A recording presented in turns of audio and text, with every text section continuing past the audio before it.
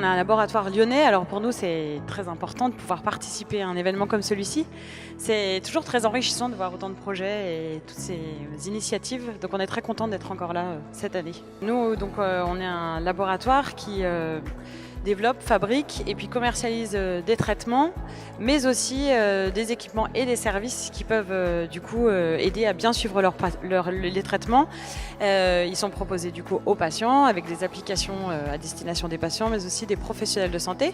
L'important, c'est du coup de pouvoir améliorer la communication entre eux et grâce à ces outils-là. Comment s'appellent ces applications?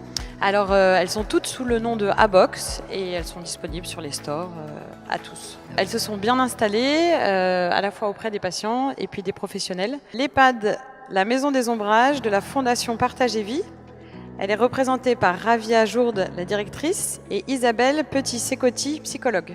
Nous accueillons pas juste une personne âgée en situation de fragilité, mais nous accueillons toute une famille dans notre maison à une étape cruciale de leur vie de famille, dans une phase ultime d'une vie, dans une situation d'une particulière fragilité. La vraie écoute chez nous, c'est privilégier la relation, donc être en priorité dans la relation avec l'autre et de savoir communiquer en privilégiant la relation d'abord. Voilà. Et je pense qu'on peut tout faire passer, on peut tout dire si on respecte la relation.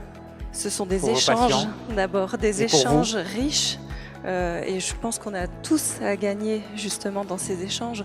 Moi, j'y gagne quand j'échange avec eux. Eux, apparemment, ils gagnent aussi. Et ce qui nous importe, nous, c'est de collaborer. Les familles sont les professionnels de leurs parents, on est les professionnels du soin et chacun apporte à sa mesure. Et c'est là où nous sommes justement très aidants pour les familles qui ont accompagné pendant de longues années leurs proches à la maison, qui ont supporté parfois des choses qui sont très difficilement supportables, parce qu'au fil des années, avec la maladie d'Alzheimer ou d'autres troubles, le parent, notre conjoint, peut ne plus être le même et retrouver la relation d'amour qu'on avait auparavant n'est pas toujours facile.